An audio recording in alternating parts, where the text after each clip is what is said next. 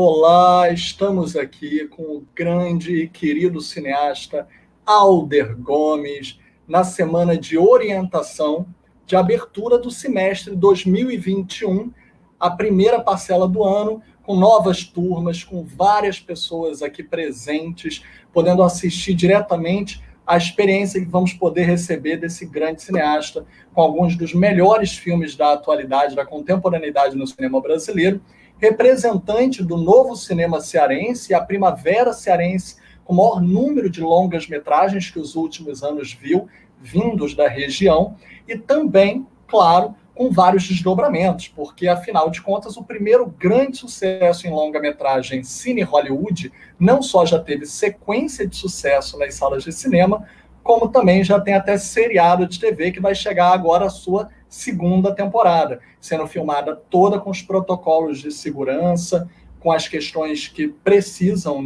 seguir para podermos estar todos seguros diante dos números atuais da pandemia. E por isso mesmo estamos aqui online para todas as academias internacionais de cinema.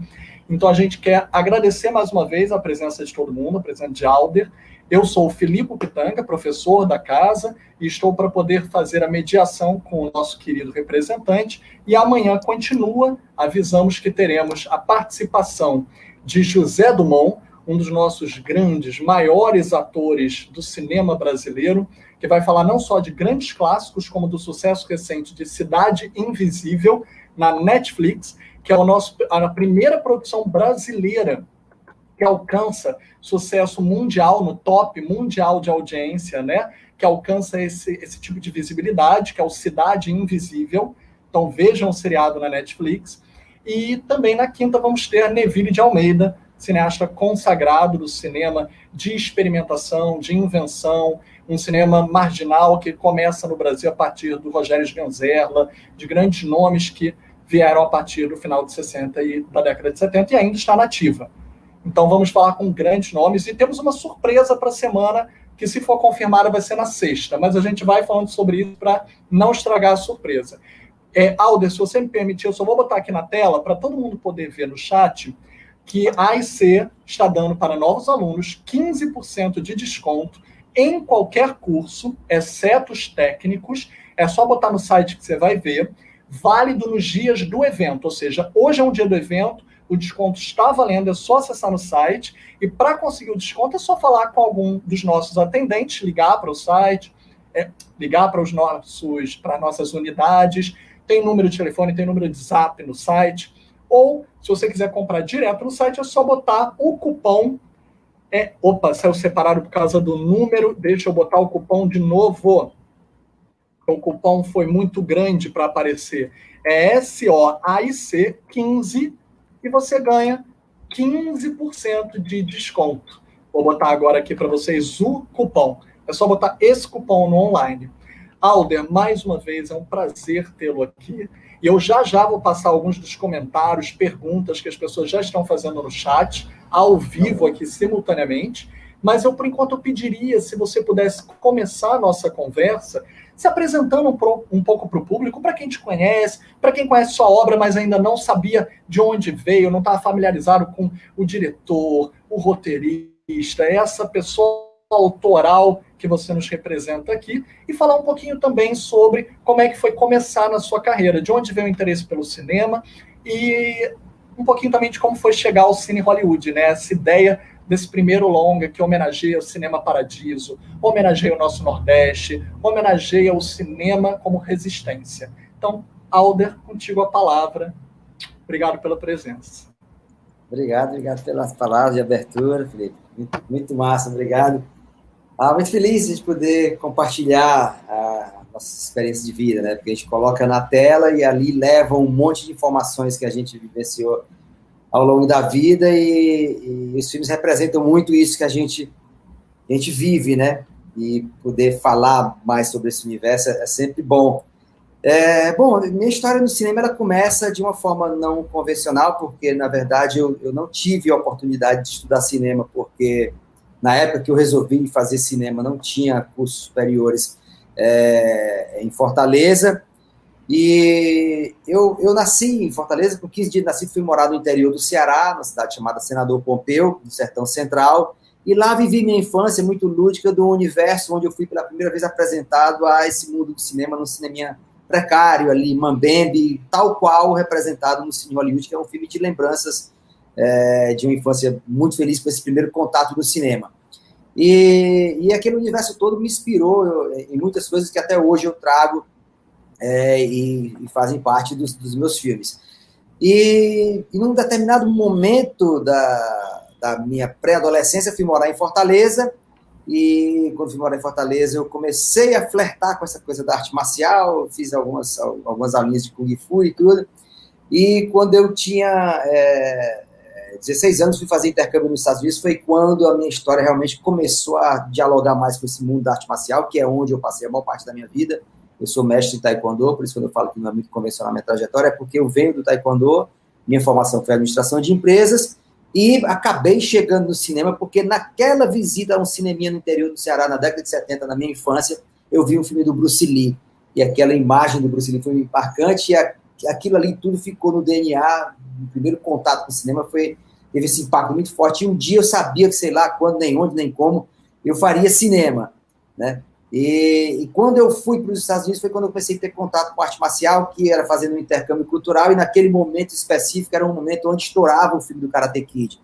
Então eu estava vivenciando naquele momento aquela vida de high school, tal qual o filme, e vi uma academia de Taekwondo, e aquilo me seduziu muito, e aquilo flertava muito com aquilo que estava acontecendo, com aquele sucesso do filme na época. E eu comecei a praticar Taekwondo, e naquele momento que eu botei o pé no tatame, eu disse, isso aqui é para a minha vida inteira, e foi para a minha vida inteira. Eu passei mais de 20 anos da minha vida no tatame, como atleta, como professor, como técnico, como dono de academia, como dirigente de federação. Eu vivi tudo que podia vivenciar na arte marcial, até que isso me levou de volta ao cinema agora. Se o cinema me fez buscar arte marcial me levou ao cinema. Quando eu comecei na década de 90 a trabalhar em Los Angeles como stunt fighter, desses filmes low budget, das locadoras na época, que era um grande mercado de filme de artes marciais. E aí foi onde tudo começou. Resumindo uma longa história, né? É lindo ouvir isso, né? Porque daqui a pouco a gente vai falar sobre mais um filme que traz essa linguagem e traz a estética diretamente das artes marciais, que é o Shaolin do Sertão, que eu devo dizer, eu não deveria ser tendencioso mediando a live, mas é o meu favorito, é o meu filme favorito da sua obra. Eu amo muito Shaolin, não tem nem como te falar. E, ao mesmo tempo, né, eu acho que tem uma questão que a gente pode falar em relação às artes marciais, em relação a essa técnica, que é um pouco da espiritualidade. Eu acho que quando a gente luta, né, quando a gente tem algum tipo de atividade física ligada a esse centro do corpo, ligado ao espírito, a gente tem uma outra conexão com as coisas, né, com a matéria.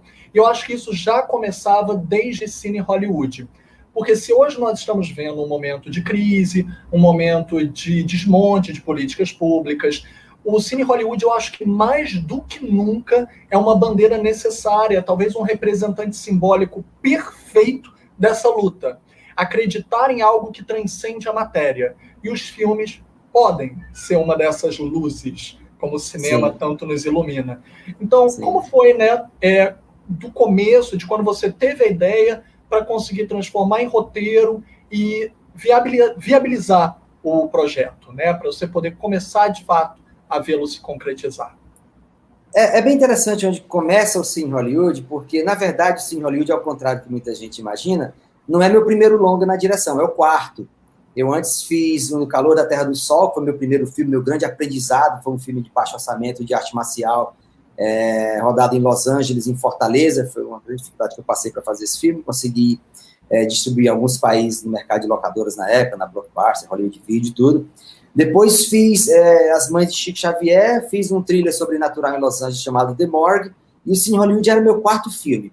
Mas o que é interessante do Cine Hollywood é como ele começa exatamente de uma forma meio transcendental.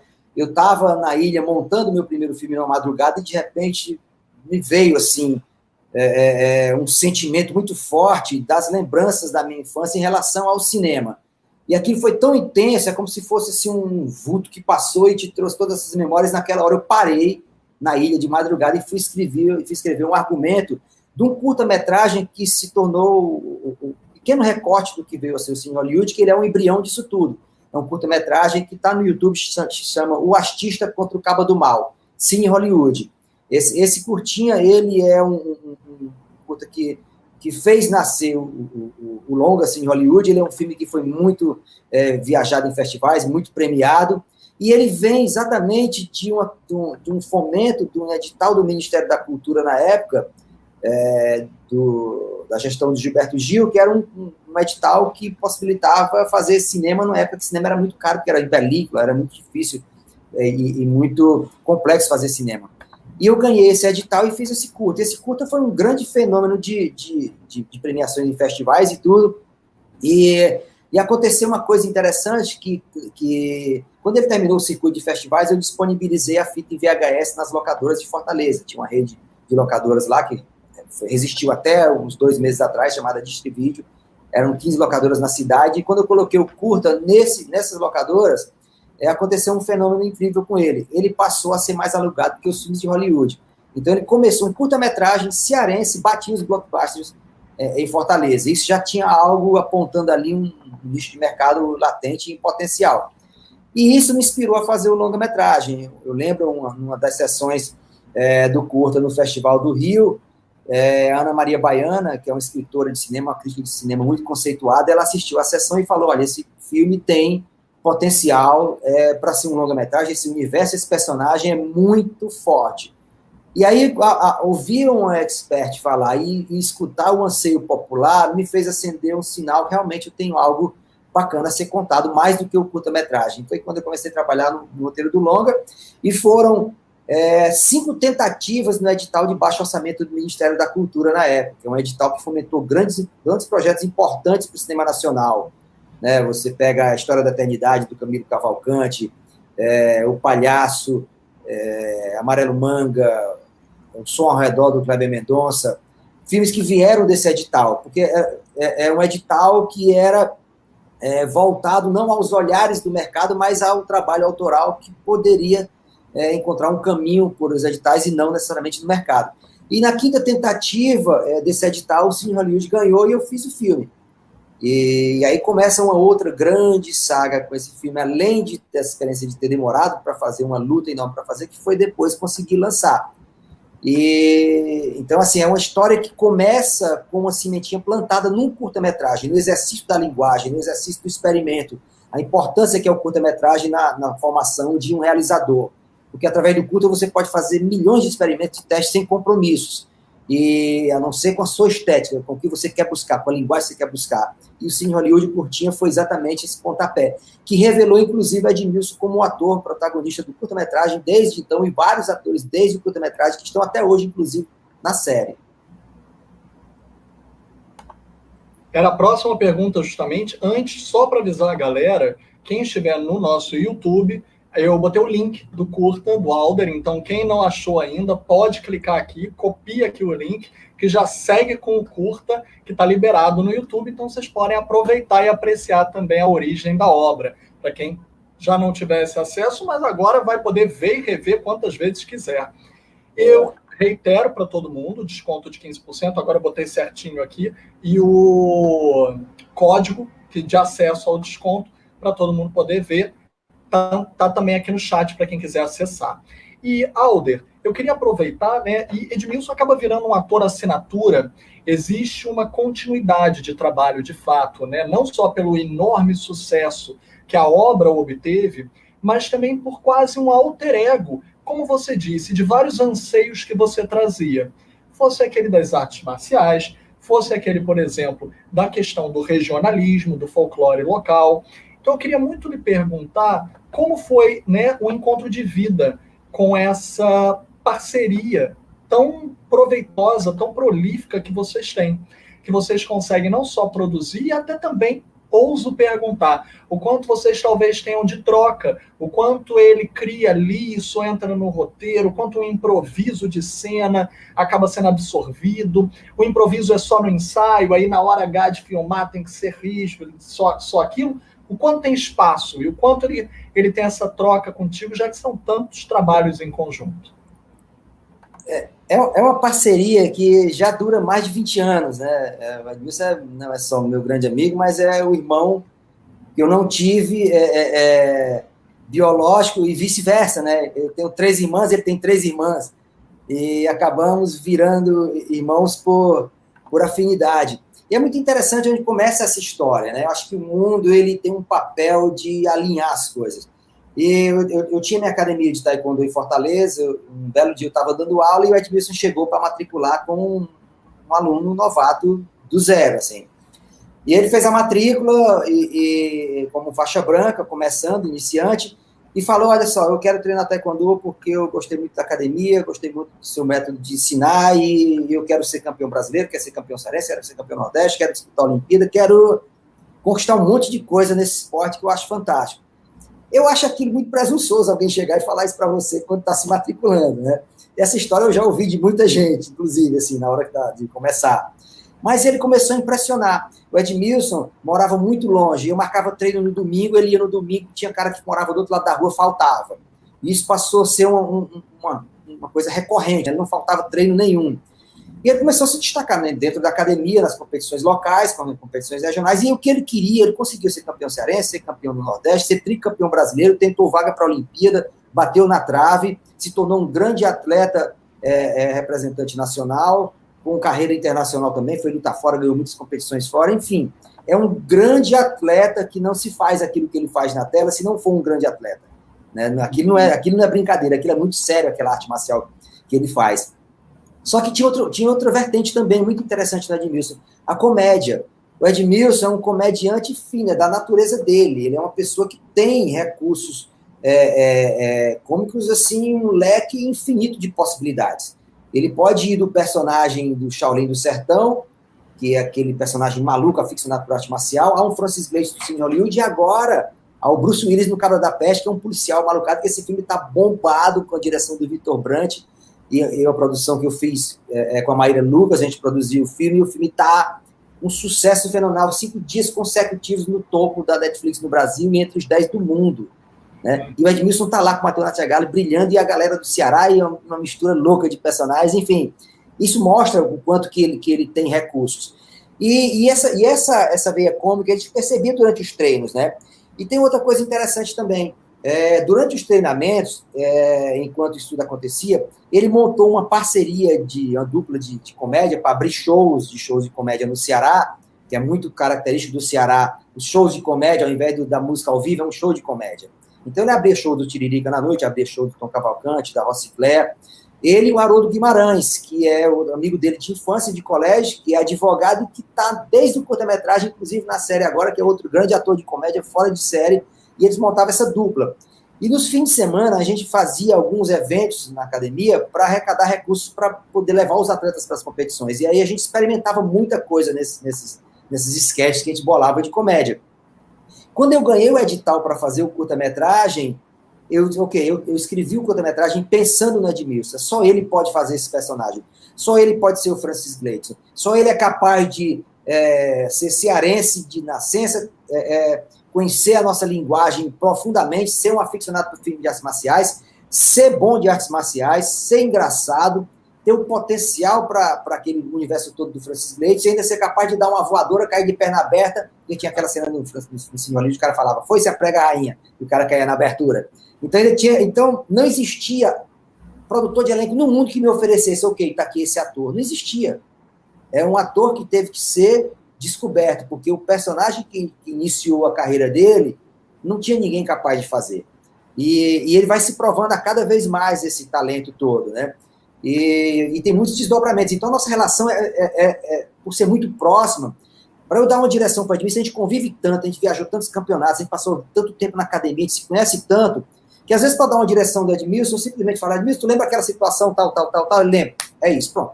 Já sabe, a direção já está dada, sabe? Então, e a gente cria muito junto, a gente é muito parceiro nesse processo criativo.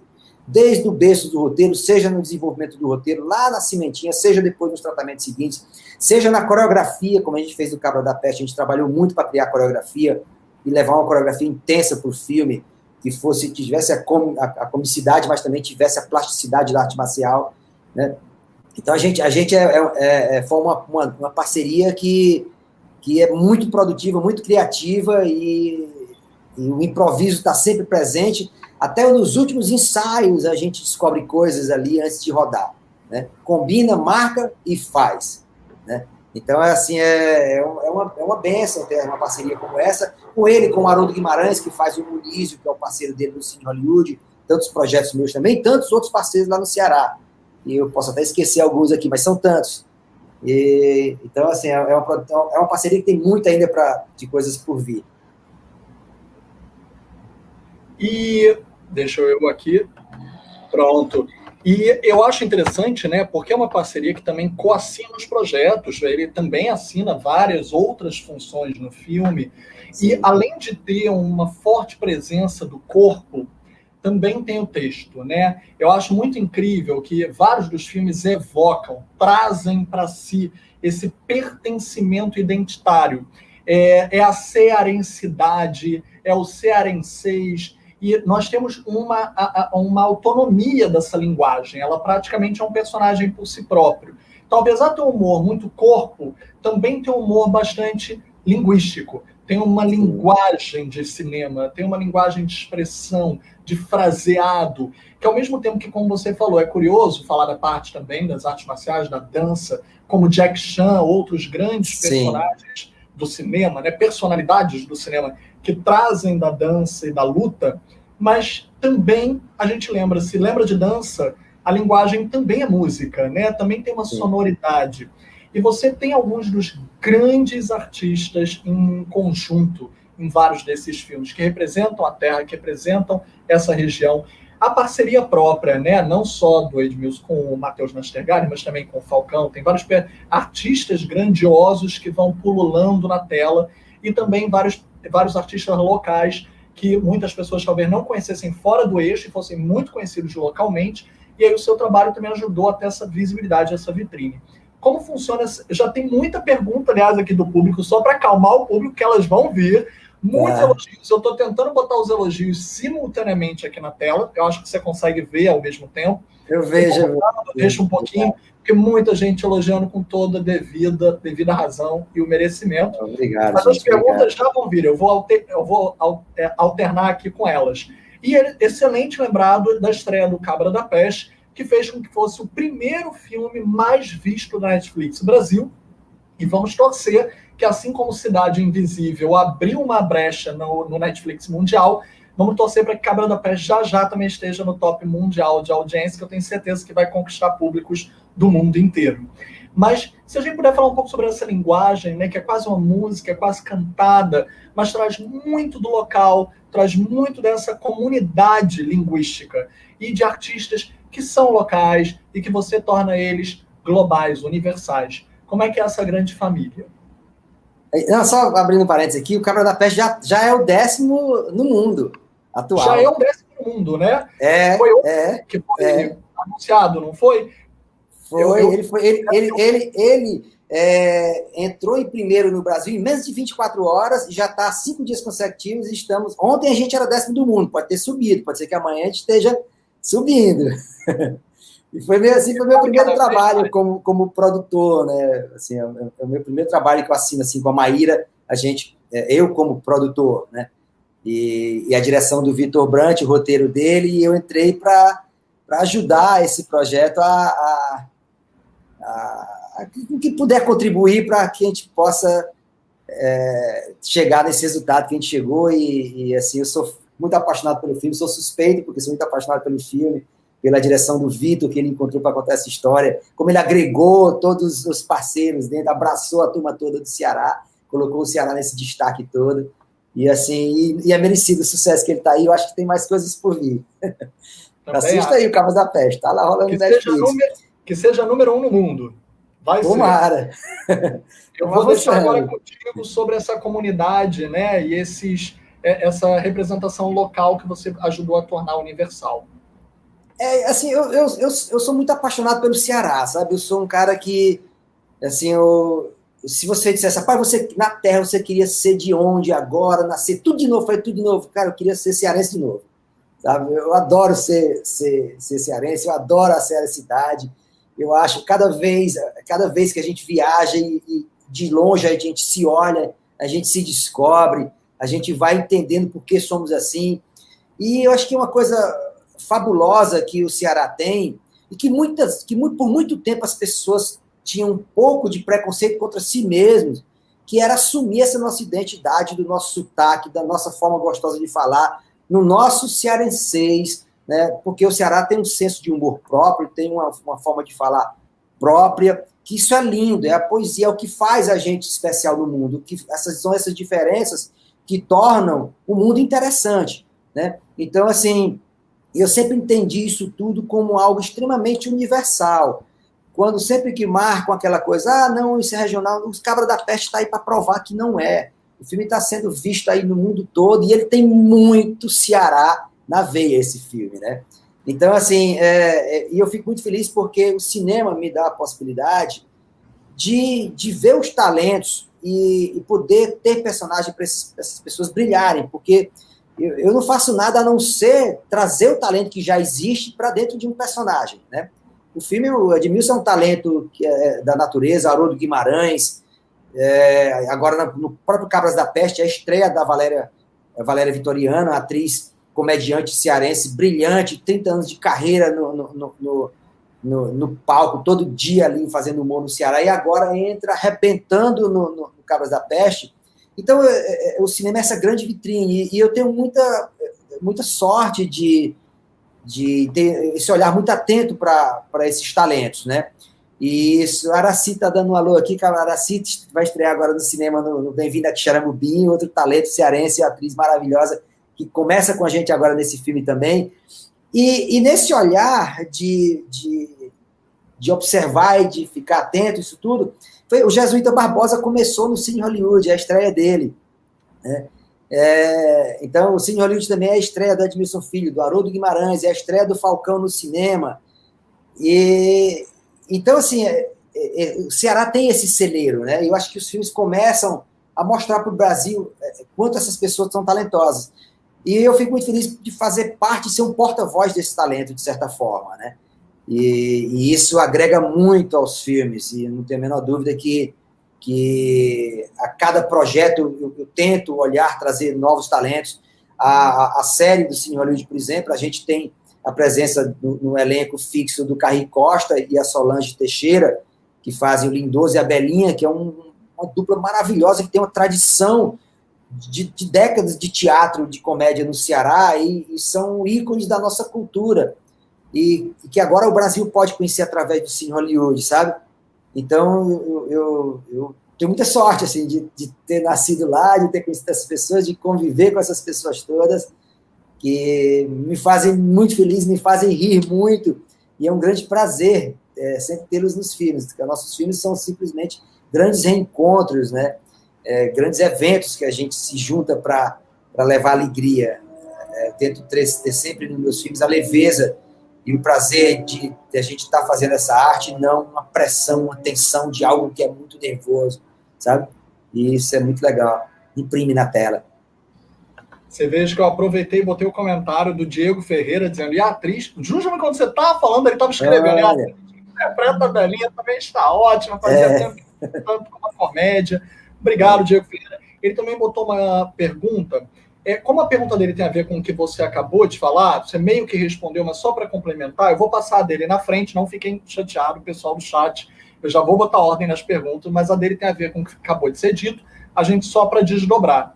Queria saber do Alder como foi a escolha do elenco para a série Cine Hollywood, porque a série também tem um desdobramento, né? Também envolve outros artistas, tem alguns artistas globais que entraram também no elenco, mas que conseguiram se inserir ali de uma maneira muito fluida, e tem também os atores do filme, tem os artistas originais, então é uma boa equipe, e alguns atores como o ator que interpreta o Munício é muito bom. E como é que foi que o Cacá Carvalho entrou no projeto? Deixa eu botar aqui na tela a pergunta. Tá. O Munício é o Haroldo Guimarães, que eu falei tanto aqui, né? O Haroldo é um gênio, cara, da comédia, assim. É incrível, aquele personagem dele é brilhante. Ele e Edmilson formam uma dupla ali, clássica, que vem lá, né, do curta. E são amigos de uma vida inteira, né? Então a gente convive muito, a gente tem esse time muito apurado o tempo todo, até nos nossos bate-papo aqui da vida. E o processo todo da série, é interessante falar como isso tudo aconteceu. os desdobramentos, né, que começou lá com um curta-metragem. Isso aqui é que eu acho fantástico, se torna o Cine Hollywood um case único no Brasil, talvez raro no mundo, eu digo raro que pode até ser que seja único no mundo, que é um curta que começou, um curta-metragem que virou longo, que virou parte 2, que virou uma série de TV aberta de 10 episódios, que foi sucesso no seu lançamento, foi sucesso de novo quando reprisou em horário nobre menos de um ano, e que estamos agora na segunda temporada, filmando a segunda temporada nesse caos que a gente está vivendo. E a série começou, acho que o olho clínico para a série vem do Edson Pimentel, que era presidente da Globo Filmes, quando ele, acompanhando o sucesso do Cine Hollywood no cinema, ele resolveu colocar o Cine Hollywood na Globo, num horário tarde, mas deu um grande destaque, deu umas chamadas ao longo do dia, e o filme teve uma performance muito boa de audiência em TV aberta. E ele me falou, vamos fazer uma série. E aí a cimentinha foi aí, e o projeto foi parar no núcleo do Guel, né? E o Guel, nossa, assim, você tem a oportunidade de misturar as cores do Cine Hollywood com as cores do Auto da Compadecida, com as cores de Lisbela, essas cores desse nosso universo, que a gente viveu histórias parecidas, a gente é do Nordeste, a gente conhece bem o interior, conhece bem esse universo, e nessa junção do projeto, foi onde eu ganhei grandes parceiros dentro do Cine Hollywood, no desdobramento da TV, que é a Patrícia Pedrosa, que assina a direção artística, somos parceiros de direção, a Renatinha Portudaf também assina comigo, e agora nesse projeto também o Spencer, Ricardo Spencer, também a gente está dirigindo junto, porque somos um time para conseguir dirigir dentro desse cenário atual, onde a gente possa ter diretores ali que estejam sempre bem cuidados e para não correr o risco de alguém adoecer, a gente ter sempre possibilidade de algum cobrir o outro ali e tudo. Então, somos um time de diretores que trabalham no Cine Hollywood, e esse encontro com a Patrícia Pedrosa foi maravilhoso. E dentro desse encontro que a gente estabeleceu na construção da série, é onde o Guel queria muito que a série não perdesse a sua essência. Então, era muito importante ter os talentos cearenses, além do elenco fixo, que a gente tivesse também as participações especiais. Então, ficou a casa, a Globo, indica uma participação especial e eu trago outra do Ceará, na contrapartida. E nesse acordo bacana que a gente fez, foi muito interessante para a primeira temporada, porque nós trouxemos grandes talentos do Ceará, que não tinham oportunidade ainda de ter uma exibição grande, uma dramaturgia em TV aberta, em horário nobre, e a gente tinha os ícones, nomes conceituados da casa. E os nomes surgem daí, né? O Frank Menezes, que faz o Delegado Nervoso, ele tinha feito o Shaolin do Sertão comigo, então eu sugeri para fazer o Delegado Nervoso. E a Patrícia falou, poxa, e se a gente chamasse o Cacá Carvalho para ser o padre? Eu, cara, que honra se ter o Cacá no projeto. Então, tudo foi se construindo assim, né? De brainstorms, a gente trocando ideia e sugerindo, propondo nomes, e esses nomes foram ficando e se firmando, né? E estão todos aí na segunda temporada. Eu vou agora só mostrar primeiro para ti, claro, os vários elogios eu estou colocando aqui aos poucos na tela, mas o Ed Marcílio aproveitou e fez uma surpresa a mais. Ele botou a legenda já, né, adaptada para a linguagem. Ele colocou Omicel, menino, que satisfação. Omicel, menino, satisfação. Te rever pessoalmente. Espero que fazer um filho com o senhor. Sou ator profissional, bom para a moléstia, viu? Que Jesus continue te abençoando, grande cabra. Acho lindo, ele já fazia homenagem, ele até brincou aqui, não só fez o elogio, né, mas botou aqui, me chama para trabalhar, cabra da gota. Então, acho que é legal, porque aqui nós temos vários estudantes de cinema, alunos de cinema, e eu acho que algumas perguntas aqui falam muito sobre isso. Eu vou passar a primeira, do Alex Cirino, tem outras que eu vou botar aqui agora já na ordem, não se preocupa, gente, que ele perguntou: quais as maiores dificuldades do cinema nacional na sua percepção?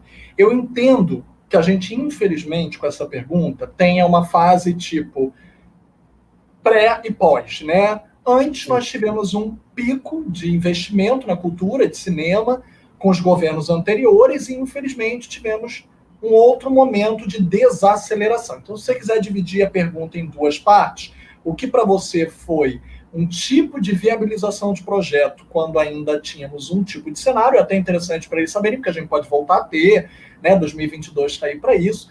e o que é a dificuldade de fazer com certas contenções, e pandemia pode deixar para depois, porque tem pergunta específica de como está sendo filmar a pandemia. Não preciso responder pandemia com essa pergunta. Tá bom. Bom, fazer cinema na prática requer grandes esforços, independente de qualquer lugar no mundo, né? O Brasil vinha num momento muito privilegiado de investimentos públicos municipais, estaduais, principalmente federais, né? E hoje a gente está vivendo um momento bem complicado, onde alguns acham que o cinema é inimigo do país, que o cinema é a causa dos problemas do país, né? E sabemos que não é. O cinema é a representatividade de um povo, de uma cultura, um recorte de uma época, de uma gente, é a nossa identidade, é o nosso DNA, é o que somos e é o que nos materializa, o que nos eterniza. Porque tudo vai passar, o cinema continua, o cinema fica e as nossas histórias continuam para as gerações seguintes. Então, o cinema ele tem um papel importante, que ele é maior que tudo, que ele sobrevive a qualquer situação. Se aquele momento o Brasil vinha numa fase muito boa e produziu grandes filmes importantes para o cenário nacional, cenário internacional, que fomentou a indústria audiovisual, que essa indústria audiovisual, inclusive, passou a indústria farmacêutica em relação ao PIB, se tornando um grande vetor econômico do país. Hoje, ela teve essa redução desses cortes por questões políticas que só atrapalham a economia. Se você tira um grande propulsor da economia por birra, você está dando um tiro no pé de 12, de calibre 12, né? Mas o cinema ele encontra seus jeitos de sobreviver. Então, hoje, o cenário está indo para outros caminhos. Os streams estão aí. Né? Não estou nem falando da pandemia agora, dos cinemas fechados, né? Mas os streams estão aí. E hoje o recurso de fazer cinema é muito mais acessível, democrático. Hoje você pode filmar com o celular, você pode editar na sua casa, você pode editar seu som, mixar, você pode fazer um bom cinema com poucos recursos diante do que você dispõe de possibilidades tecnológicas bem acessíveis, né? Então, mas qualquer país que quer estabelecer uma soberania, que quer estabelecer uma bandeira cultural, ele precisa do cinema. Se você olhar a história dos Estados Unidos, por exemplo, o cinema é determinante para o sucesso dos Estados Unidos comercialmente ao longo da sua história, né? E quando você olha para países, por exemplo, nesse momento agora, como a Coreia do Sul, que investiu pesado na sua indústria, porque percebeu que boa parte dos lucros da sua indústria automobilística se diluía dentro do cinema, quando as majors internacionais faziam toda a rentabilidade, todo o lucro, e levava esse dinheiro que podia ficar no cinema nacional, a Coreia resolveu investir no cinema nacional, no cinema deles, e começou a ocupar um nicho de mercado, um market share muito maior, e hoje, o resultado recente, a gente viu o Parasita passar o rodo ali, ganhar tudo que é Oscar, 2 anos atrás. Só para entender a importância econômica e cultural e de firmar uma bandeira de uma identidade de um povo, de uma cultura, de um país. O Brasil engatou a quinta de ré, mas não quer dizer que o cinema morreu, né? Estamos firmes. O Cabras da Peste, por exemplo, é uma prova muito prática disso. Somos 10 do mundo agora, independente de qualquer coisa. Então, eu acho que é uma fase, é um momento, isso vai passar, é cíclico, e isso vai passar, tá? Então, não desanimem, escrevam, criem, exercitem, façam curtas-metragens, exercitem dentro dos recursos que vocês têm, que uma hora isso tudo vai passar, o cinema brasileiro vai retomar o seu rumo de novo, porque é muita gente, muitos profissionais excelentes e grandes talentos e muita coisa boa, junto que isso é maior que tudo. É o que tenho para falar assim, em linhas gerais sobre isso. É um lindo conselho, até porque, como você disse, nós temos um resultado, né, de tudo que foi plantado nas últimas fases anteriores ao desmonte. Então, nada vai conseguir fazer isso desaparecer, nada vai fazer isso enfraquecer, porque, muito pelo contrário, só se fortalece, só se une mais, existem cada vez mais associações, cada vez mais coletivos, que não vão deixar isso desaparecer. da noite para o dia. Sim. Eu vou aproveitar que a gente deixou a pandemia para uma outra parte, e eu tenho algumas imagens que a gente combinou, que eu peguei aqui, para poder mostrar, e eu tenho até algumas imagens de você filmando, do projeto, todo mundo com máscara, todo mundo com roupa, distanciamento. E a próxima pergunta é exatamente essa pergunta da Ana Paula Sardinha Borges, que ela pergunta: Alder, que conselho daria a uma estudante de cinema formada em plena pandemia? Eu vou botar você respondendo como é que está sendo os desafios, os protocolos, etc. Se isso, uma boa pergunta até desdobrada, se isso vem a tolir a criatividade ou se ao cercear os meios aumenta algumas criatividades que você possa. Há algo que você já mudou do roteiro por causa de uma limitação de filmagem e criou algo interessante, intenso, por causa do jogo de cintura para evitar as limitações? E, quer dizer, corresponder e evitar o risco, né? Eu vou, enquanto isso, compartilhar algumas imagens aqui de filmagem sua, mas pode ir falando. Tá. Esse momento, ele é muito particular. É uma experiência que ninguém no mundo tinha vivido desde a época da gripe espanhola, né? E naquela época não existia o cinema como a gente conhece hoje. Então, é tudo muito novo. Eu acho que o maior desafio, eu vivi essa experiência muito próximo, porque recentemente eu fiz um filme durante a pandemia, entre novembro e dezembro, eu fiz um filme chamado Bem-vindo a Xarabobim, que a gente está ainda tentando entender quando lançar, mas foi no miolo da pandemia. Então, nem todo projeto, nem todo roteiro é capaz de se adequar aos protocolos, né? Imagina assim, um roteiro que é extremamente necessário, ter uma cena com muitos atores, com muitos figurantes e tudo isso, é primordial para a história, você não pode abrir mão, você não vai conseguir fazer nesse momento. E isso é fato. E eu vivi essa experiência porque eu tinha um roteiro, Bem-vindo a Xarabobim, que era um roteiro que tinha muitas situações que eram bem complexas de filmar nessa época. Então, nós passamos por um processo de reescrever o roteiro, readequar o roteiro aos protocolos. Uma empresa especializada em protocolos avaliou o roteiro, sugeriu, propôs, isso deve ser reescrito, isso não pode, em hipótese alguma. E esse roteiro passou por uma mesa muito demorada, de muito trabalho. E, por um lado, conseguimos um roteiro muito satisfatório ao final disso tudo. Tivemos sorte de conseguir chegar ao final desse processo e reescrever o roteiro e o filme não perder com isso.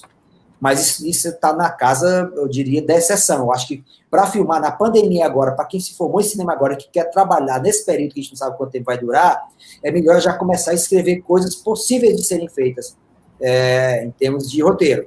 Poucos atores, cenas sem figuração, protocolos, poucas locações, né? Eu acho que esse é o conselho para agora. Projetos mais ousados, guarda, espera, porque vai encarecer muito filmar. É possível, mas os custos são absurdos, né? Agora a gente estava rodando a série do Cine Hollywood, a gente estava entrando na nossa 4ª semana. Baixou o decreto aqui no Rio de Janeiro que tem que parar. Paramos todos, até que uma contra-ordem libere para a gente voltar a trabalhar. Então, é bem difícil, os protocolos são muito rígidos, né? Passa não só pelo protocolo, mas o comprometimento pessoal de cada um, de entender que nessa bolha que a gente está tentando criar, a gente tem que ser muito responsável de não furar em hipótese alguma, porque isso pode colocar um projeto a perder. Vários projetos pararam por causa de infecção, por mais rigoroso que seja o protocolo. Talvez hoje só quem trabalha na área de saúde exerce protocolos tão rígidos quanto o nosso do audiovisual. Eu desconheço protocolos tão rígidos. É incrível, assim, como a gente passa por o processo desde lavar a sola do pé, vestir macacão, máscara N95, óculos, sabe, álcool gel o tempo inteiro, distanciamento, teste, triagem de febre, de perguntas, de troca de material de EPI o tempo inteiro, isolamento, confinamento. Não é fácil. Por exemplo, eu estou agora no Rio de Janeiro, meu confinamento fazendo Cine Hollywood, minha vida se resume a ficar num flat, pegar o carro para ir para o Projac, filmar, voltar e só desço para comprar comida no extremamente essencial, não tenho contato com ninguém, com nada, nem na praia eu vou, para não correr o mínimo risco de colocar o projeto em risco. E isso não é fácil, isso tem um impacto emocional muito grande em quem está fazendo, principalmente quem faz comédia, que precisa de muita alegria, né?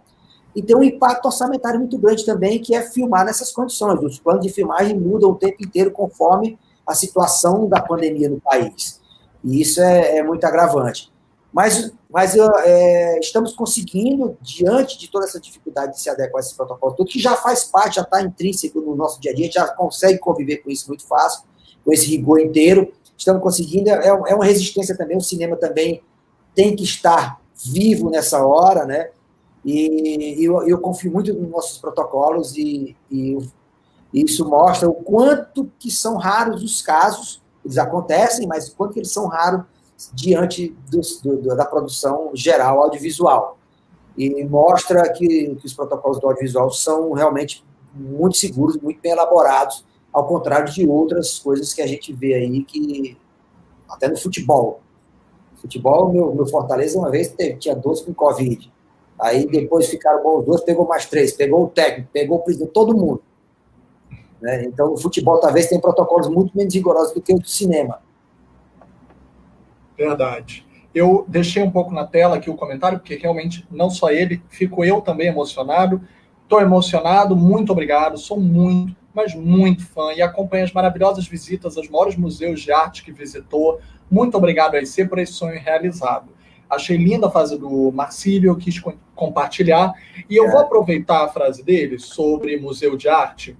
E eu queria uma outra aqui, já que eu estou compartilhando imagens, que eu acho que vem muito a calhar, que é uma parte sua, que talvez algumas pessoas não saibam, mas eu acho que ela também tem muito a ver com a forma como você desenha seus roteiros, entre aspas, ou mesmo como você direciona a direção de arte, como você direciona a forma, como você falou, né? Quando você falou do Guel, muita gente sabe que o Guel também, além do cinema, tem muita experiência em adaptar para seriado. Nós tivemos não só o Alta Compadecida, Lisbela e o Prisioneiro, ele tendeu a produzir outras adaptações também. E eu quero trazer essa pergunta aqui também no Marcílio, como surgiu sua vontade de pintar? Eu quero aproveitar, não só tem uma pintura, né, gente? Vocês podem ver atrás do Alder, mas para além de trás do Alder, eu quero trazer algumas aqui que eu trouxe, que eu tenho aqui. Você tem agora nas folgas da arquivo, deixa eu trazer aqui. Como veio essa paixão, né? E como a paixão de pintar se interliga com as filmagens, né? O fazer cinema. A paixão é uma pintura que começou lá na minha infância, da mesma forma que eu vi um filme do Bruce Lee, folheando as enciclopédias, eu vi uma pintura do Johannes Vermeer, A Moça do Brinco de Pérola, que me fascinou muito, aquele quadro, foi muito marcante, uma imagem muito potente para mim na época, né? E uma coisa que eu passava mais tempo nas aulas de história olhando as pinturas do que prestando atenção nas aulas, sabe? Eu viajava naqueles quadros, assim. Porque se a gente parar para pensar, até o surgimento da fotografia, todo o conhecimento estético de quem somos, de como nos vestimos, como éramos, desde a idade da pedra até essa fotografia, vem da mão de artistas, vem da pintura, vem da interpretação dos artistas. Pode ser que aquele olhar seja uma interpretação do artista, não necessariamente o que era a realidade. Então, olha a força do que é a pintura na existência humana, né? Se você quiser ver qualquer coisa de 2 séculos atrás, você vai ter que recorrer à pintura. E assim vai até a pintura rupestre. Isso é muito sedutor, né? Então, todas as nossas referências visuais e históricas, todas que existem, passaram pelas mãos dos artistas. E isso sempre me seduziu muito, né? Então, desde criança, eu gosto muito de pintar. Teve uma figura que foi muito importante para mim, que infelizmente a pandemia levou, que era o Daniel Azulay. Eu assistia aqueles programas do Daniel Azulay, pegava, ficava desenhando, acompanhando aquelas coisas que ele desenhava, e aquilo ali me fascinava muito. E hoje a pintura, para mim, é meu grande elemento, meu maior associado na questão estética do cinema. Todo o meu trabalho com a direção de arte, todo o nosso diálogo de construção do ponto de partida passa por referências de pinturas, por estudo de cores, de paleta de cores, dessas combinações dessas cores, dos efeitos psicológicos e das cores em relação ao que você quer contar nas histórias, né? Até da espiritualidade das cores. Todas essas combinações, essas manipulações, essas misturas dessas paletas são determinantes no que eu faço como cinema, desde não só das cores, mas das composições. Essas referências todas são muito presentes. E é a minha grande paixão. Inclusive, fiz um filme que não foi lançado ainda, que se chama Vermelho Monet.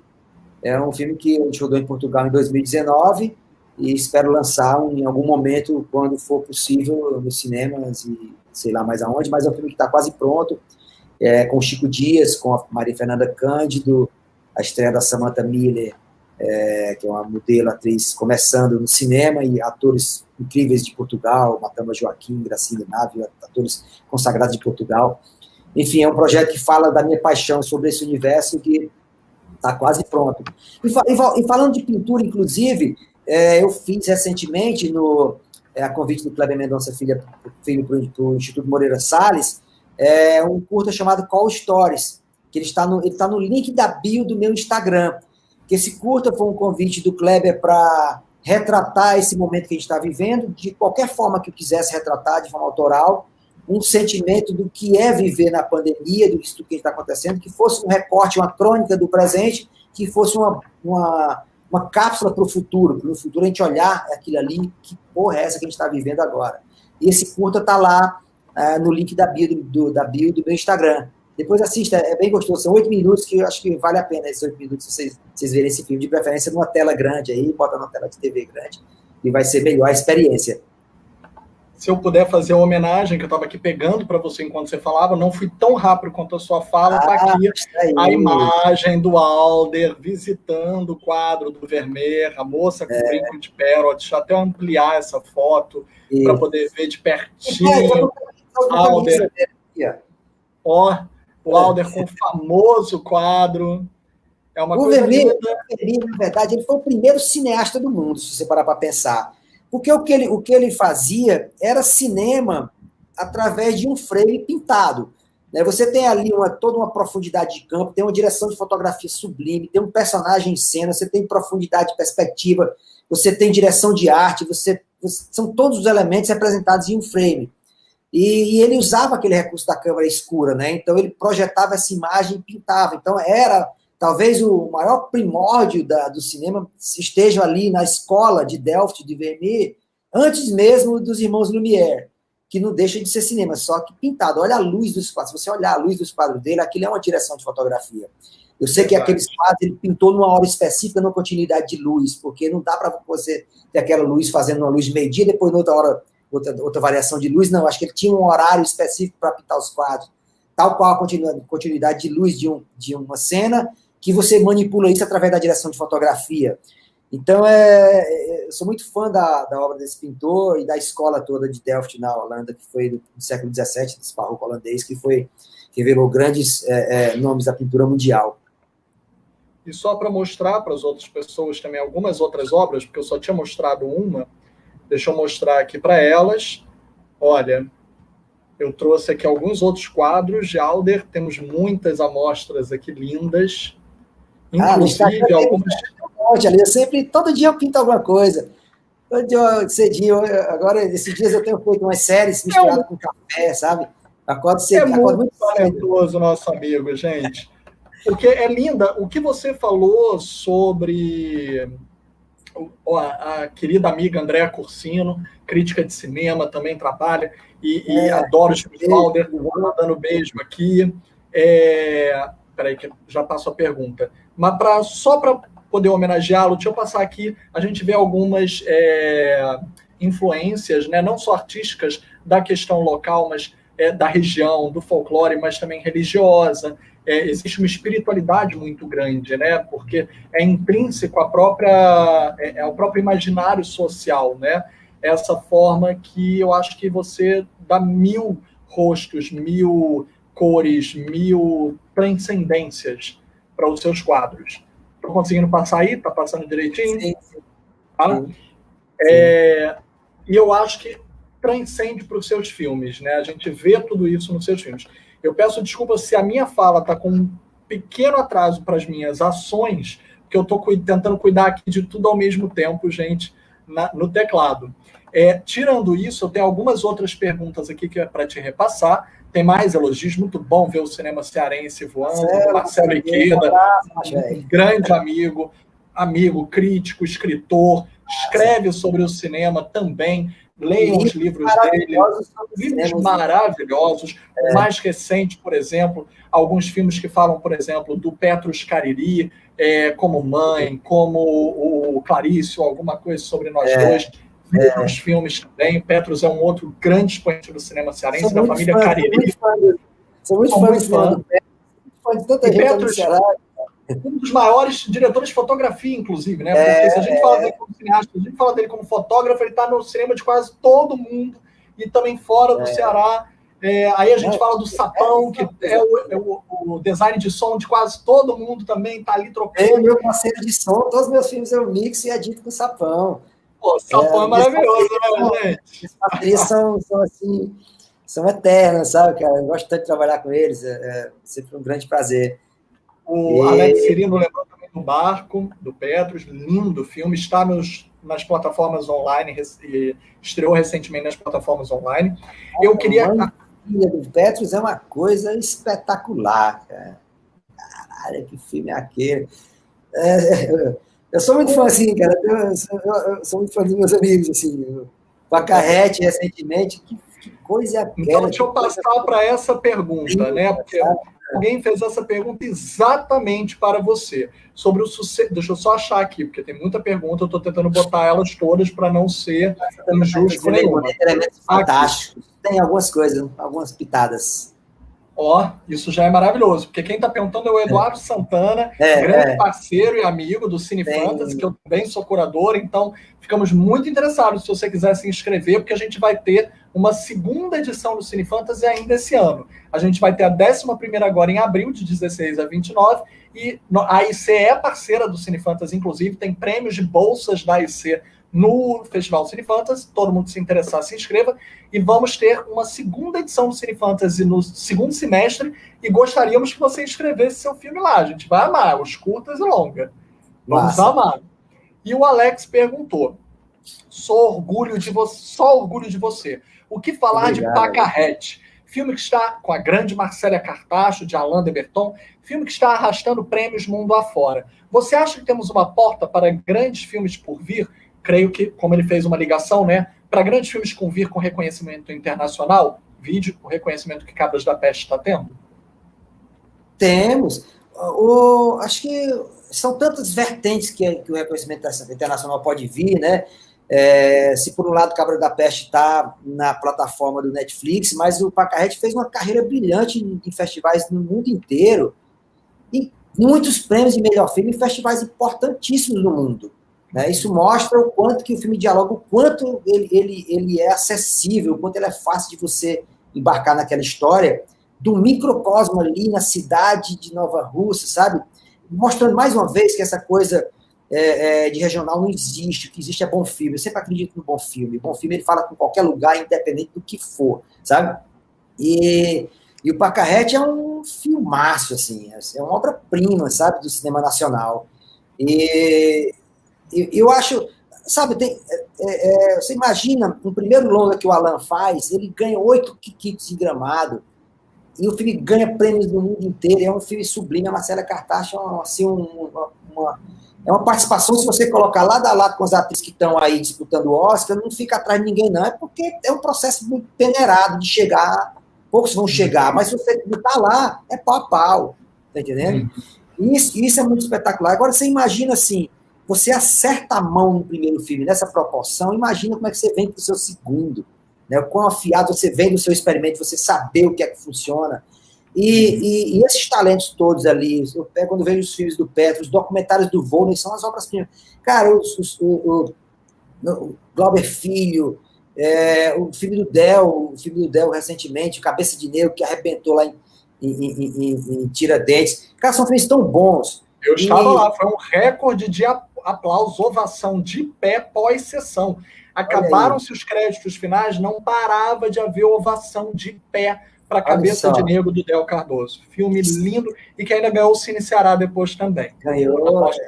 E são tantos, eu sei que estou esquecendo aqui, mas é porque a minha cabeça anda muito pilhada, mas eu tenho uma sorte, às vezes, graças a Deus, cara, eu tenho amizade com todo mundo, são meus parceiros, meus amigos queridos, minha paixão com meus amigos no Ceará, de cinema, eu não tenho nada assim, adoro todos, amo todos, são grandes amigos, e eu tenho a sorte de, muitas vezes, quando eles estão com o filme ali, num corte melhor, eles me mostram, sabe?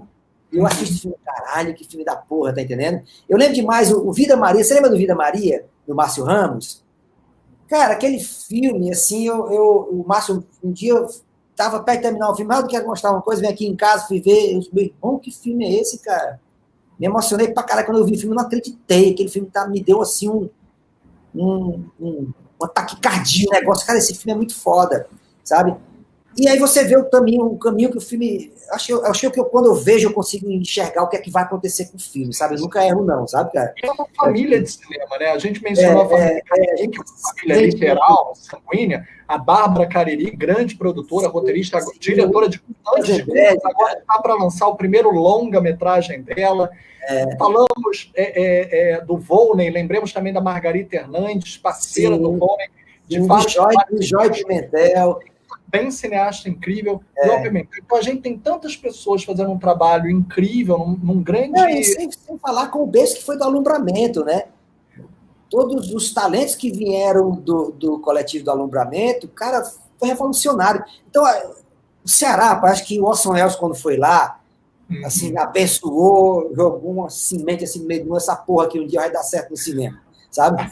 Não sei quando essa chibata uma hora, ela vai botar para descatitar. E eu vejo isso acontecendo, sabe? É muito presente. E assim, é um perfil de realizador muito inquieto, muito criativo, que não se rende a essas questões todas. Porque agora não tá difícil. Não. Ele é resistente, ele vai, ele faz, ele produz, ele cria.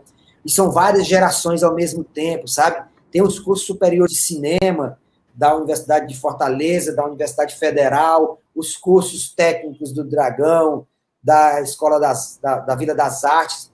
É uma efervescência tão grande, criativa, que eu me sinto muito honrado fazer parte disso tudo, sabe? Fazer parte desse núcleo todo, desse grupo todo de realizadores cearenses que representam uma estética, um cinema que tem uma identidade muito plural, que é o cinema cearense. Ele finca uma bandeira, o cinema cearense ele é muito forte, ele é muito diverso, ele é muito rico, sabe? Assim, eu sinto muito orgulho do nosso cinema, sabe? Tenho muito prazer de fazer parte dele. E eu vou aproveitar a pergunta que está aqui na tela, deixa eu mostrar para você, eu só estou correspondendo com algumas pessoas que pediram para eu botar o link dos cursos aqui no chat, coloquei aqui para eles, e Matheus Costa perguntou, queria saber um pouco sobre o processo criativo das cenas de ação e coreografia de lutas tão fluidas de artes marciais no cinema brasileiro. Teve uso de dublês? Quais são as suas influências? Algumas eu acho que estão até no texto, né? O Cabras da Peste, ele se chama Bruce Willis. A gente até já falou do Jack Chan, que tinha algo do bailado, dançar. O Bruce Lee também tinha. Tem outras influências? Do quanto essas influências você cresceu junto com elas? Você já amava no cinema ou só passou a amar depois de amar a luta? Não, eu sempre fui apaixonado por filme de artes marciais antes de começar a lutar. Adoro filme de luta, né? Adoro a escola de Hong Kong, que são escolas, né? A escola de Hong Kong tem uma escola mais europeia de fazer ação, tem a escola de Hollywood, e estamos fazendo a nossa escola aqui, né? Queira ou não queira, porque o Shaolin do Sertão já é uma mistura de cores, é uma mistura do universo da cabeça de um realismo fantástico de um cara malucado da Aloysio Lee, que cria suas coreografias baseada, inspirada nas coisas do sertão. Então, eu acho que o legal do cinema é você se abrir para o mundo, receber o cinema do mundo e misturar essas cores. E novas cores vão surgir daí, né? Eu acho que o Shaolin do Sertão é um ponto de partida para isso. O Cabras da Peste já é outra adequação que a gente fez ali na cena de luta. A gente queria fazer uma cena de luta muito intensa, que a comédia tivesse presente, que tivesse o tempo das próprias falas que acontecem dentro da luta, que ela não perdesse o ritmo, que ela tivesse a intensidade, o impacto de uma cena que você vê nos filmes de Jack Chan. Inclusive interagindo com os elementos do ambiente, né? Interage com o karaokê, interage com outras coisas, esses elementos fazendo parte da confusão toda.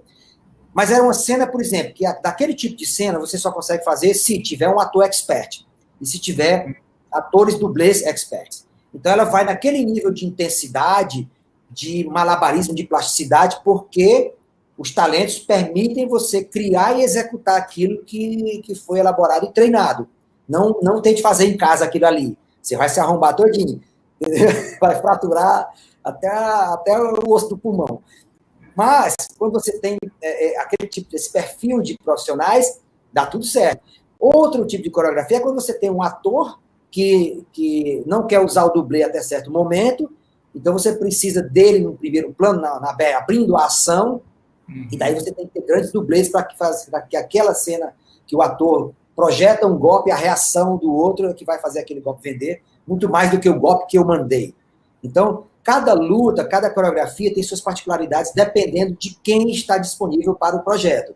Né? Então, assim, eu posso chegar naquela intensidade do Cabras da Peste, como eu posso também pegar uma cena no Cine Hollywood 2, a Chibata Sideral, onde a Miriam Freeland e a Samantha Schmutz, que nunca botaram o pé na academia de luta, saem na porrada as duas, numa coreografia onde a gente conseguiu, dentro do que é possível, das limitações dela, criar uma luta tensa entre as duas. Né? Então, esses são os elementos que a magia do cinema da luta, que é muito complexo filmar a luta. É muito difícil fazer ação, criar ação, o ritmo, o time, o corte, a montagem disso tudo e como aquilo vai montar. É uma arte à parte dentro da arte de fazer cinema, sabe? A arte marcial como arte aplicada ao cinema. E isso é muito fascinante. Eu adoro, assim, eu adoro filmar luta. Às vezes eu estou fazendo uma cena, um filme de comédia e tudo, puxa, fica, pai, será que dá para fazer uma luta aqui? Às vezes não cabe, porque não tem nada a ver com aquilo, né? Não é filme de luta. Eu amo essas interdisciplinaridades, porque, por exemplo, falando com o Rodrigo Aragão, grande cineasta do terror, capixaba, ele adora vísceras, ele adora sangue. Aí você pergunta a ele, mas o que você assim, sente falta numa cena? Ele, humor. Aí você tá falando, eu tô fazendo uma cena de humor, mas o que você sente falta na cena? Luta. Então, eu amo essas interseções, que de fato o cinema é rico, né? Mais do que nunca, o cinema de gênero é o hibridismo.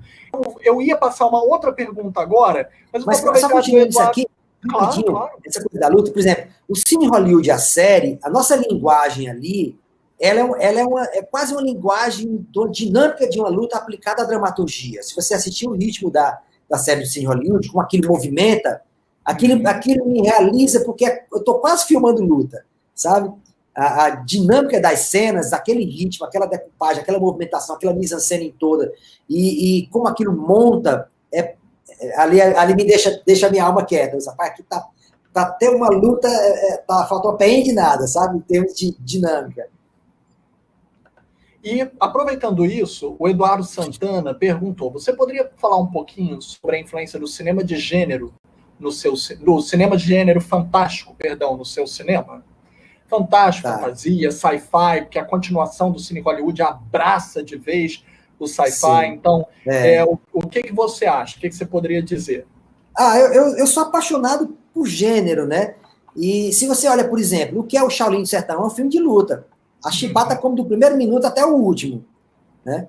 Ele tem a comédia como aquele pilar, mas na sua essência, a sua estrutura, é uma estrutura de rock balboa, uma estrutura de filme de luta que você está habituado a ver. Aí se você disser, o brasileiro não vai para o cinema para ver filme de luta, ele foi ver o Shaolin do Sertão. O pau quebrou do começo ao fim, ele riu também, mas ele foi ver o filme de luta. O Cine Hollywood 2, ele é um sci-fi. Ele dialoga com o universo do sci-fi. Então eu gosto muito dos elementos do gênero dentro dos filmes. Né? Da mesma forma que a pintura também influencia na estética, né? Os gêneros me dão o prazer de brincar com esses gêneros. Né? O Cine Hollywood flerta com terror, flerta com sci-fi, flerta com a luta, ele flerta com uma série de elementos. E isso é muito sedutor, porque dentro desse universo que eu tenho criado para os meus filmes, eu posso ir para qualquer lugar, né? A série do Cine Hollywood, por exemplo, a nossa cidade lá de Pitombas teve invasão alienígena, teve invasão de vampiro, tem Kung Fu, tem de tudo. Tudo cabe, tudo é possível. Então, eu fico assim, muito feliz de ter aberto esse leque desse universo todo, onde tudo é possível de acontecer e todos os gêneros, todos os universos estão ali plausíveis e críveis dentro dessas narrativas. Uma coisa muito interessante da fabulação fantástica, né, é que ela liberta, ela emancipa desejos na tela, né? A gente pode desejar, porque tudo pode se concretizar, e são metáforas de algo muito mais real do que se a gente tentasse explicar em palavras. E aí eu até pergunto, existe até uma questão muito forte, né? Talvez, enquanto mais o cinema possa representar essa resistência, mais lúdico, talvez ele às vezes peça emprestado, linguagens. Cito também o Dedé Rodrigues, do Piauí, que tem um trabalho lindo que foi mostrado pela Dácia Ibiapina no filme Carneiro de Ouro, que ela para muita gente que não conhecia o trabalho do Dedé, ela trouxe e disse o quanto os efeitos especiais regionais podem fazer a diferença. E aí eu queria trazer, né, esse efeito artesanal, a cidade como espírito da filmagem, para a pergunta da Vitória Lengruber, que perguntou qual o nome da cidade que foi gravada a série Cine Hollywood. Eu soube que foi em São Paulo, então eu fiquei surpreso quando soube que o universo do cenário remete muito ao interior. E como você conseguiu reconstruir esse interior dentro desse cenário? A primeira temporada a gente fez na cidade chamada Areias, que fica entre São Paulo e Rio, na região da serrana da Serra da Bocaina. E o que a gente estava buscando era uma estrutura de uma cidade que tivesse um universo ali preservado da sua época, histórico, porque a história passa na década de 70, e que tivesse aquele miolinho de cidade que tudo se conecta, sabe? A prefeitura está de frente para a praça, a igreja, está tudo ali, você da sua janela, você pode ver tudo que está acontecendo no mundo. Então, esse lugar era difícil de encontrar, porque quando a gente encontrava, ele já estava muito poluído visualmente, né? Ele já não retratava uma época, e que tinha que ser um lugar calmo. Então, diante dessa pesquisa que a gente fez em várias cidades do Brasil, Areias deu certo, até por uma questão logística também, como tinha muitos atores que precisavam ir do Rio ou de São Paulo para filmar, e tinha que ficar bem próximo nesse meio de campo, onde fosse logisticamente acessível para todo mundo. Filmamos também em Quixadá, no Ceará, mas Areias foi a nossa cidade que deu muito certo no projeto. Nessa segunda temporada, por conta da pandemia, foi construído a cidade cenográfica aqui no Projac. Então a gente veio para dentro da cidade cenográfica, toda a reconstituição daquele universo mais próximo que a gente conseguiu possível, a gente tentou trazer para esse novo desenho da cidade, por conta da situação que a gente está vivenciando agora. Eu vou aproveitar e engatar com a pergunta do El Costa, porque tem a ver, você já mencionou alguns parceiros de trabalho, algumas pessoas que você admira, mas como ele linkou, né? Não, é outra pergunta, desculpa, essa. Para o nome da cidade de Cabra da Peste, tem uma composição de parte do nome de outras cidades cearenses, tipo Guaramiranga, que é uma cidade com uma tradição cultural. Para compor o nome da cidade de Cabra da Peste, é proposital parte do nome de outras cidades, tipo Guaramiranga, que tem uma tradição cultural forte no Ceará? Porque tinha a brincadeira, né, quando o Vitor e o Denis escreveram o roteiro. Eu achei muito legal o olhar dele de brincar com essas coisas nossas do Ceará. Aí tem uma cidade no Ceará chamada Guaraciaba do Norte. Então a gente criou uma cidade fictícia, eles criaram o Guaramobim. É uma mistura de Guaraciaba com Xaramubim, que é o que cria uma rixa do cara, pai, fulano é de Guará. Que Guará? Guaraciaba, o cara já não gosta, entendeu? A piada era essa, né? E a gente tem essa liberdade, né? Essa licença poética para incrementar isso nas histórias. Por exemplo, agora no Bem-vindo a Xaramubim, eu criei uma cidade fictícia, um município, um distritozinho em Xaramubim chamado Joatá, que não existe. Mas achei bonitinho esse nome e resolvi colocar lá na história. Então faz parte desse lúdico onde a gente pode experimentar e brincar também, não só com as experiências do gênero, mas também com esses nomes. Tanto de lugares como de personagens, né? Você olha o nome dos personagens e são todos inspirados em referências e nomes divertidos. Eu acho que, de certa forma, você já respondeu o que eu vou agora botar de muitas outras formas, mas para corresponder a pergunta, porque como muita gente está muito ansiosa para poder ter aqui a resposta, o André Morales Torcato perguntou: uma linguagem regional tão autêntica corre o risco de não conseguir evoluir ou de se renovar? A linguagem ela se renova por si só. Eu acompanho a evolução da linguagem como linguagem em si, como comédia, como humor cearense na sua evolução. Ele é constante, ele está em eterna transformação, sabe? Eu não vejo como... Pode ser que um dia eu canse, que minha comédia perca o brilho porque eu cansei, mas outras pessoas seguirão e farão isso muito bem feito, sabe? Eu acho que a gente é sempre tá ali vivenciando um momento até a hora que você... O bastão vai passar naturalmente para alguém, mas eu acho que é constante essa renovação. E eu vivencio isso muito forte. E, assim, infelizmente, eu não tenho demonstrado ainda sinais de cansaço nessas inovações, de trazer experimentos novos para a comédia, porque as histórias são infinitas, né? E as misturas de cores são infinitas, as matizes para isso são infinitas. Então, quando você tem ali essa infinidade de cores para misturar, é você experimentar e achar as cores certas, que eu acho que é o que a gente tem conseguido, né? Acho que o Cabras da Peste representa muito bem essa sequência. O Bem-vindo a Xaramubim também, quando estrear, vocês vão perceber, é um filme que vem com outra comédia, onde eu trago uma comédia mais realista e menos fantástica, mas é uma comédia que cai para dentro do universo de cabaré, já é piada de cabaré, já é piada de choques culturais, sabe? É a história de uma menina riquíssima em São Paulo, que o pai prende tudo, bloqueia tudo, e ela fica mais lisa que o buço encebado, e ela vai atrás de uma herança no Ceará, achando que vai encontrar lá uma riqueza medonha de herança, e chega lá não tem porra nenhuma. Então, é um choque de mundos, né? Eu trago agora, da mesma forma que os Passas, a gente trouxe nos Passas o choque de mundo dos cearenses nordestinos vivendo em São Paulo como personagens excluídos da sociedade, à beira da marginalidade por conta dessa exclusão social. Agora eu trago para o Ceará o caminho inverso, uma pessoa excluída financeiramente por corrupção, se jogando dentro do universo muito pobre, que foi negado seus recursos por mais de 500 anos. Então, assim, a comédia encontra uma linha social, que é uma coisa que eu sempre trago dentro das minhas histórias, sempre uma crônica social do que são essas histórias, e além dos resgates históricos do que era a época, né? Não é a comédia por si só, ele tem que ter uma importância de fazer um registro de algo que a gente está vivenciando, ou que quer contar, ou que vivenciou. Se eu puder falar algo, inclusive, a dica até para todos os alunos que estiverem vendo, o Alder próprio coloca muitas dicas aqui, né? Como se fosse numa academia, a gente está sempre treinando e exercitando os quadros, as inspirações do cinema de gênero. O Alder também é um cinéfilo, e não é como se ele estivesse buscando a referência e tentando fazer igual, ele está abrasileirando, ele está trazendo para o cerne da nossa linguagem, ele está mesclando, fazendo um novo mosaico, ressignificando. Então, é um exercício também, eu vejo que você sempre está se renovando. Por falar em renovação... E só antes de tu perguntar sobre renovação, eu também faço muito com o Edmilson as nossas peças. A gente tem nossas peças, que a gente experimenta muita coisa no teatro, né? Então, a gente cria os textos, cria essas... Já fizemos 5 peças, todos de textos originais que a gente descreve e lota os teatros, experimenta. Inclusive, tem um deles que está no Netflix, chama Notas, uma comédia de relacionamentos. Depois procurem lá no Netflix. Uma performance do Edmilson que eu dirigi. Então, tem isso também, tem esses experimentos que a gente faz por outros caminhos artísticos.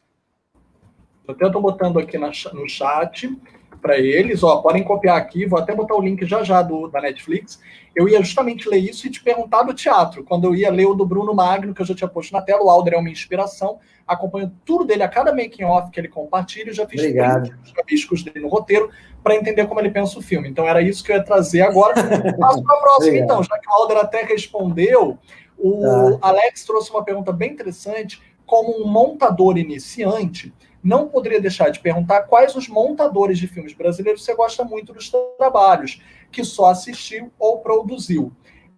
Mas também é interessante como você se inspira na montagem, porque como você falou muito em como você compõe a cena, é interessante que seus filmes trazem cortes muito inteligentes. Eles têm transições muito... A gente nunca perde a cena. As transições nunca perdem o timing. E, geralmente, seja um personagem de coadjuvante ou alguém com uma cara ou uma expressão, uma reação a uma piada, nunca deixa morrer. Então, a transição nunca é um corte seco, a transição nunca é perdida, ela sempre tem uma... E, às vezes, até na próxima cena, já tem um rosto reagindo, como se fosse a cena anterior, mas você vai nos colocando já familiarizados com a próxima cena e intrigados por que aquela cara na próxima cena. Então, quais são suas influências de montadores e como você próprio se inspira para a montagem dos seus filmes? Como é que você gosta que faça? Eu chego no set rigorosamente com a cena toda montada na minha cabeça, né? Assim, eu monto o filme antes e vou buscar tudo que eu preciso para chegar naquela montagem que eu construí na cabeça. E sou muito fã de montagem, eu moro dentro da ilha de edição, eu não fico esperando o primeiro corte para começar a trabalhar nele. Da hora, por exemplo, Bem-vindo a Quixeramobim, eu terminei de filmar num sábado, segunda-feira eu já estava na ilha como montador. E assim, eu moro dentro da ilha, eu tenho um grande parceiro de montagem, que é o Real Guitor, que é um montador lá de Fortaleza, ele é islandês, mas mora em Fortaleza, e eu passo muito tempo dentro da ilha. Então, a montagem é uma grande escola de cinema, você entender tudo que você deve fazer e o que não pode faltar. Porque faltar alguma coisa na ilha é terrível. Então, eu monto muito antes, e até porque nessa linguagem que eu filmo, ela requer uma montagem antecipada na cabeça, seja de storyboard, seja de acho que não pode faltar nada. E se você olhar a linguagem do Cine Hollywood, por exemplo, como é que ela funciona como série, você olha aquele ritmo, aquela dinâmica, ela é uma complexidade de decupagem, de montagem muito complexa. E então, assim, eu sou um apaixonado por montagem. E referência depende muito de gênero, né? Tem gêneros que requerem um ritmo muito intenso, outros pedem respiros, outros... Acho que cada história pede sua montagem, sabe? A montagem, ela não tem regra. Ela atende a narrativa, ela atende a dramaturgia, ela atende até que ponto você quer segurar aquela cena na emoção, até que você quer conduzir o espectador, que horas você acha que já deu. É uma coisa meio de feeling mesmo, né? Agora, para esse tipo de linguagem, quando eu vou para a cena de ação, quando eu vou para aquela dinâmica da série de Cine Hollywood, é uma montagem particular. Então, os meus filmes em si, eles têm suas particularidades de montagem de acordo com as histórias. Vermelho Monet, por exemplo, quando as pessoas assistirem, vão perceber que ele já não está naquele universo dos outros filmes, ele já dialoga com outro público, outros tempos, outros ritmos, porque a história pede aquilo, né?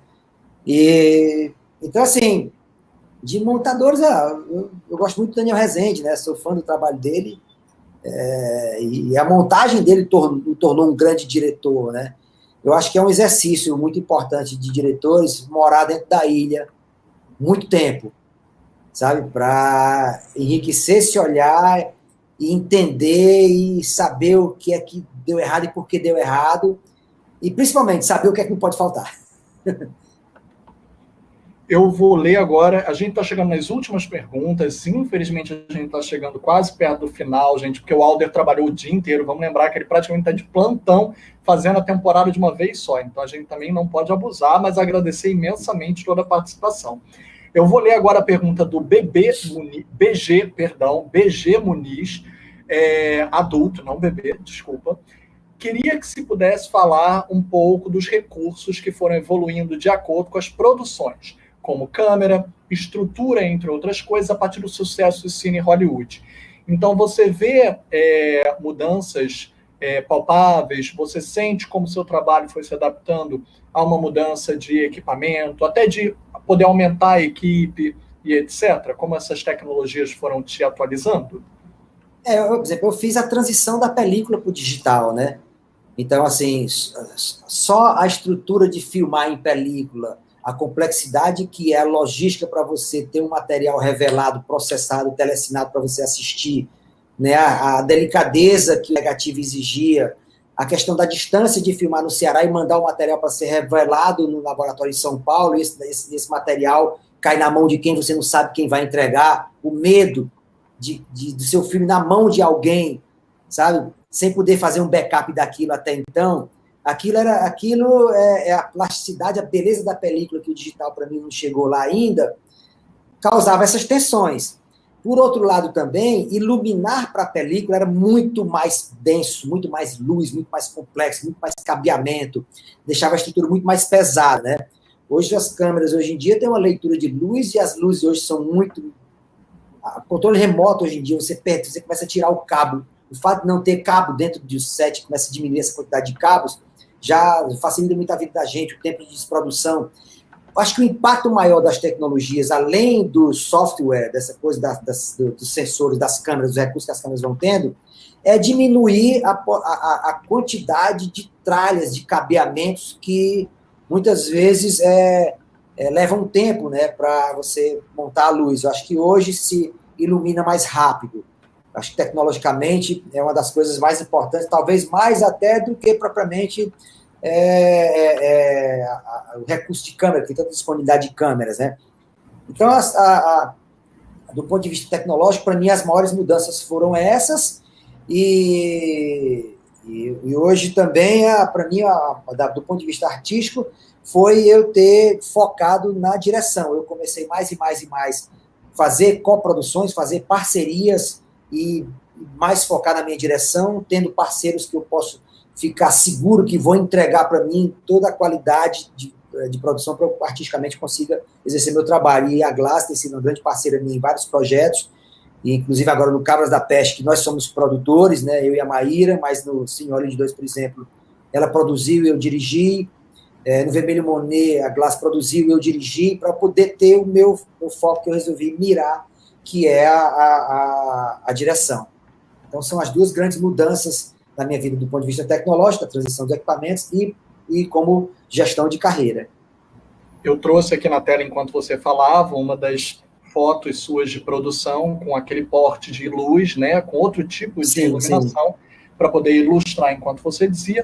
Eu trouxe de volta o comentário do Gustavo Casagrande, que eu achei muito bonito. A gente falou sobre interdisciplinariedade, né, o hibridismo de linguagens, e ele dizer que você inspira muito ele em levar o que você traz dos filmes de ação para as animações dele. Ele é um dos nossos alunos, ele faz animações. Eu acho lindo você, por exemplo, inspirar ele num tipo de cinema de animação. Olha, Gustavo, quem sabe você conversa com a Alder e anime um futuro roteiro dele.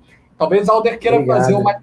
Tem toques de animação nas suas obras, né? Porque você já botou efeitos especiais que trazem essas técnicas, mas quem sabe você queira fazer um filme inteiramente em animação. Gustavo, um dia conversa. Mas eu ia levar a sua última fala para uma pergunta que eu acho que é apropriada, que tangencia o que você disse de focar na direção. A Jaqueline Andretto, para já irmos finalizando a live, e já ir te agradecendo imensamente por essa aula imensa e incrível que você nos deu, com um porte de coração gigantesco.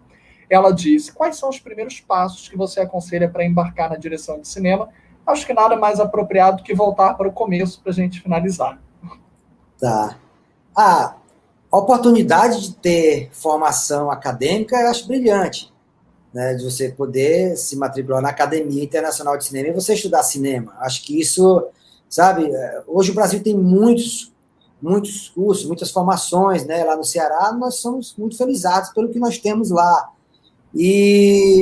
Mas assim, do ponto de vista pessoal, o que eu sempre recomendo, acho que ler muito, sabe? Até a cabeça aberta para tudo, porque acho que se você é uma esponja do mundo, você enriquece seu repertório de influências, de referências, sabe? De cores, de mais cores na sua matriz, para você poder misturar essas cores e encontrar a sua cor, né? E outra coisa também é assistir muito filme. De tudo. Eu, rapaz, de filme de Jesus a filme de putaria, eu assisto tudo que existia de uma ponta a outra que tinha pelo meio. Assisto tudo. Sabe? E acho que isso vai te enriquecer até para você começar a se conhecer, o que é que você gosta, que gênero te inspira, o que é que te fascina, o que é que te seduz, o que é que você quer fazer. E outra coisa também que eu acho que é muito importante, eu acho que é o pulo do gato, as melhores histórias que você pode contar são as que você tem pleno conhecimento de causa, que você conhece melhor do que ninguém, porque pertence a você, sabe? Então, quando eu criei o meu universo do Cine Hollywood, Charlinho do Sertão, sabe, esse mundo todo aqui, eu estou falando de uma essência, de uma coisa que faz parte da minha alma, da minha vida, da minha existência, de quantas milhares de horas de vida eu vivenciei isso tudo, e isso me dá muita segurança, porque me dá a mão da autoralidade, não da autoralidade daquela coisa, eu sou autor, sou cineasta, não, mas de você fazer com segurança o que você sabe fazer e saber para quem você quer falar. Então, eu acho que isso é determinante, sabe? A sua personalidade, e fazer o que realmente você conhece a fundo, sabe? Há quantos roteiros maravilhosos chegam para mim e eu falo, olha, tem diretores muito melhores do que eu para contar esse filme, porque eu não tenho conhecimento de causa, profundidade para essa história, mas tem outras pessoas que eu conheço que são muito melhores para fazer esse filme.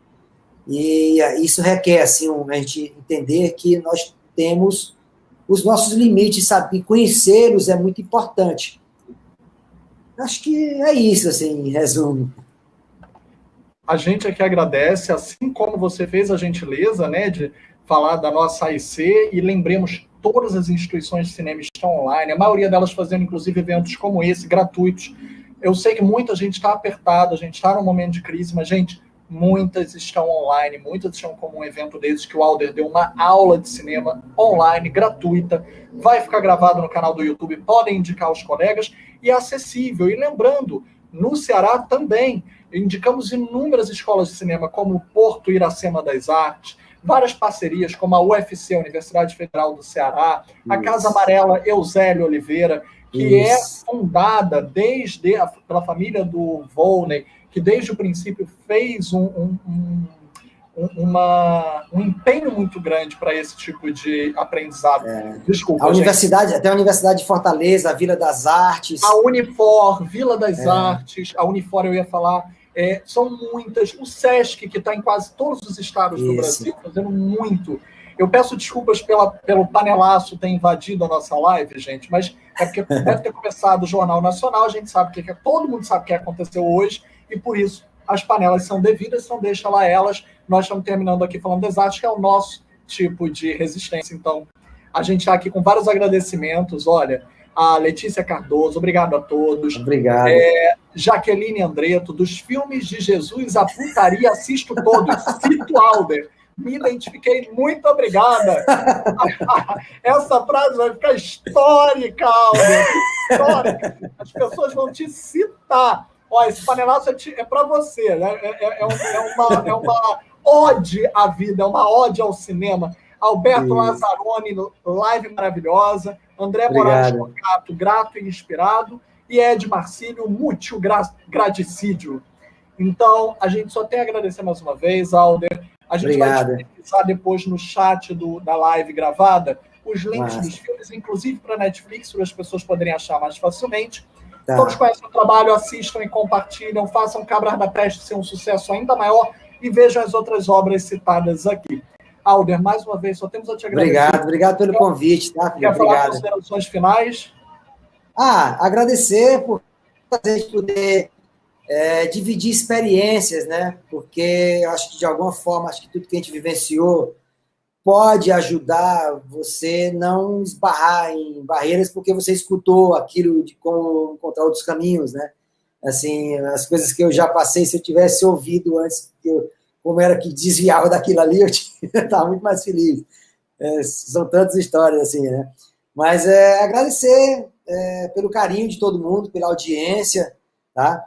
E o cinema resiste, o cinema é maior que tudo e vida eterna ao cinema.